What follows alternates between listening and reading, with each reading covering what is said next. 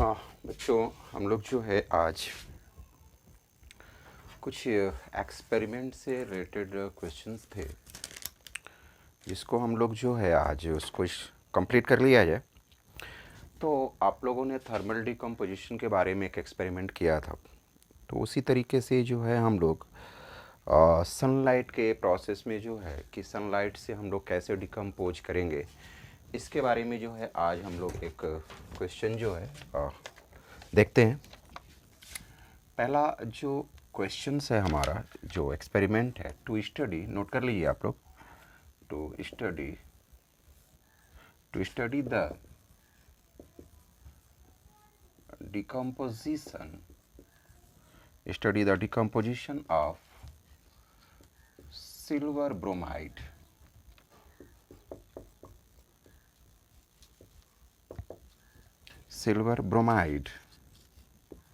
by sunlight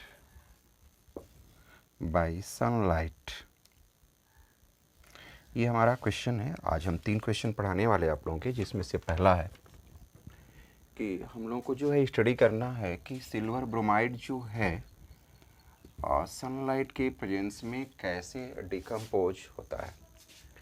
तो हम लोग जो है लेते हैं सिल्वर ब्रोमाइड को, ये हमारा हो गया AgBr।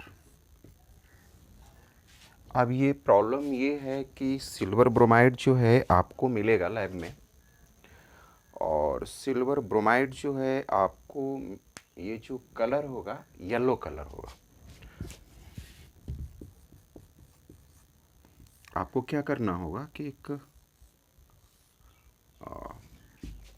वॉच ग्लास ले लीजिए या कोई प्लेट टाइप में, और इसमें जो है सिल्वर ब्रोमाइड को रख लीजिए।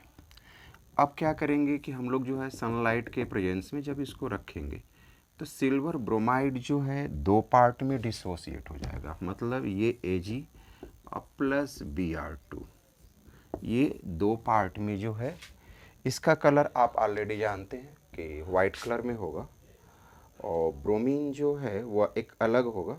वैसे तो ये सिल्वरी जो है कलर में होता है, लेकिन वह ग्रे टाइप में आपको दिखाई देगा। लेकिन हमारा कंक्लूजन ये कह रहा है कि जब हम लोग सिल्वर ब्रोमाइड को लिए और सनलाइट के प्रेजेंस में रखते हैं तो यह जो है 2 पार्ट में टूटता है, सिल्वर और ब्रोमीन में। यही हमारा एक्सपेरिमेंट है, आपको लैब में आसानी से कर लेंगे। अब इसमें जो है एक 2 लाइन जो है कंक्लूजन लिखना होगा। कंक्लूजन लिखते हैं हम लोग, this experiment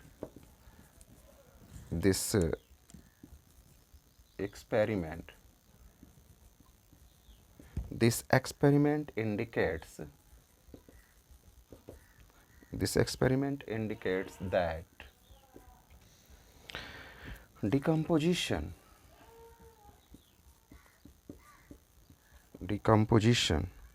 reaction can be brought about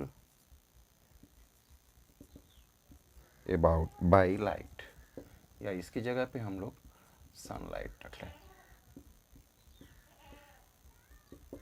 तो ये हमारा जो है पहला एक्सपेरिमेंट हुआ, इसको आप नोट कर लीजिए। सबसे जो मोस्ट इम्पोर्टेंट है वो हमारा सिल्वर ब्रोमाइड, इसका ये रिएक्शन ये दिखाना ज़रूरी है। ये हमारा सिल्वर, ये ब्रोमीन अलग अलग हो गया, और कंक्लूजन में ये दिखा दीजिए कि ये सनलाइट के द्वारा जो है क्या हुआ, जब हम लोगों ने इसको हीट किया तो ये अलग अलग फॉर्म में आ गया। दूसरा कंडीशन हम लोगों का जो है ये दे रहा है, दूसरा जो एक्सपेरिमेंट है वह इलेक्ट्रोलाइसिस से था। तो ये कह रहा है दूसरा क्वेश्चन कि to study the decomposition of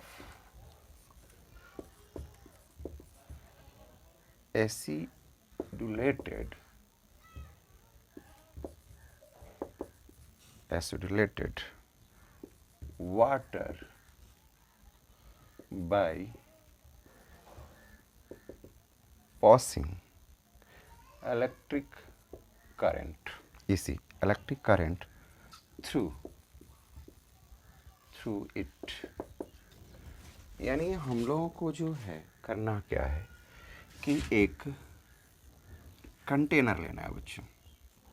हमने कंटेनर ले लिया, इसमें जो है एसिडुलेटेड मतलब ये है कि वाटर भी हो और उसमें एसिड भी हो, एसिड प्लस वाटर।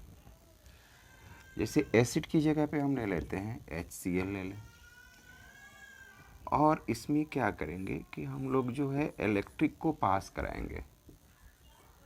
ये मान लिया जाए पॉजिटिव है, ये नेगेटिव। अब HCl के जब इसमें क्या करेंगे, जब इलेक्ट्रिक को पास कराएंगे तो ऐसे कंडीशन में HCl जो है H plus plus Cl minus में जो है ये ब्रेक हो जाता है।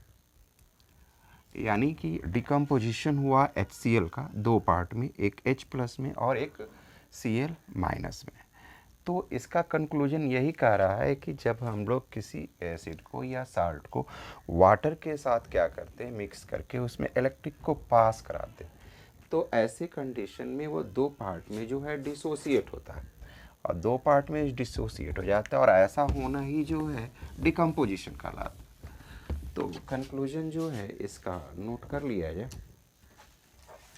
जो हम लोगों ने एक्सपेरिमेंट किया, the above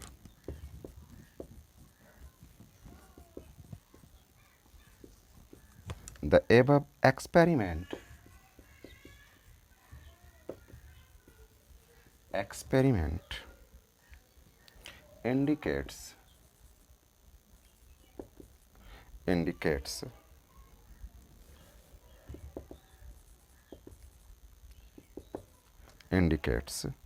that this is a decomposition reaction.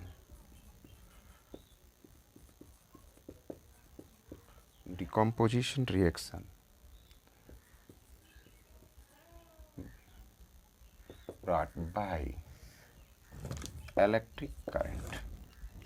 तो यह जो है इसका कंक्लूजन यही कह रहा है कि हम लोग जो है ऊपर वाला जो भी एक्सपेरिमेंट किए जिसमें हम लोगों ने इलेक्ट्रिक पास किया था, वह इलेक्ट्रिक के अकॉर्डिंग ही जो है वो क्या हो रहा है, वो डिसोसिएट हो रहा है, और इसीलिए हम लोग इसे इलेक्ट्रोलाइसिस कहते हैं। और आज का एक तीसरा क्वेश्चन रहेगा हम लोगों का, उसको भी आप लोग नोट करिए। तीसरा क्वेश्चन ये कह रहा है to show that iron displaces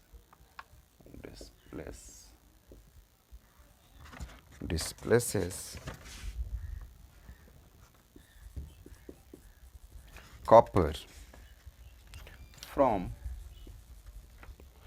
sulfate solution.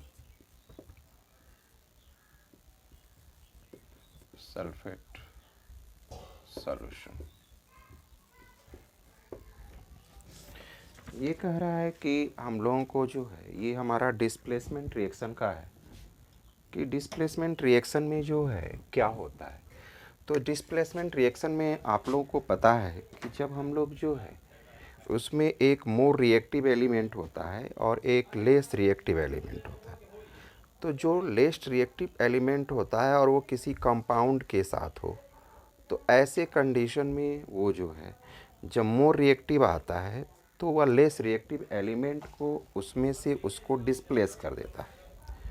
उसी के फॉर्म में हम लोगों को क्या करना है, एक एक्सपेरिमेंट लेना है कि हमारा जो है एक्सपेरिमेंट में कॉपर सल्फेट जो है सॉल्यूशन है।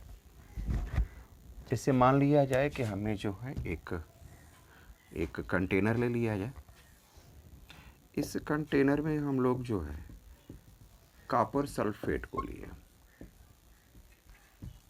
अब ये कॉपर सल्फेट का सॉल्यूशन है, वाटर के साथ जो है हमने मिक्स किया, और इसमें हम जो है मिलाने वाले हैं या किसी आप धागे के साथ रस्सी के साथ बांध करके यहाँ पे एक हम Zn रख लेते हैं। अब यह Zn क्या करेगा कि CuSO4 के साथ रिएक्ट कराएगा।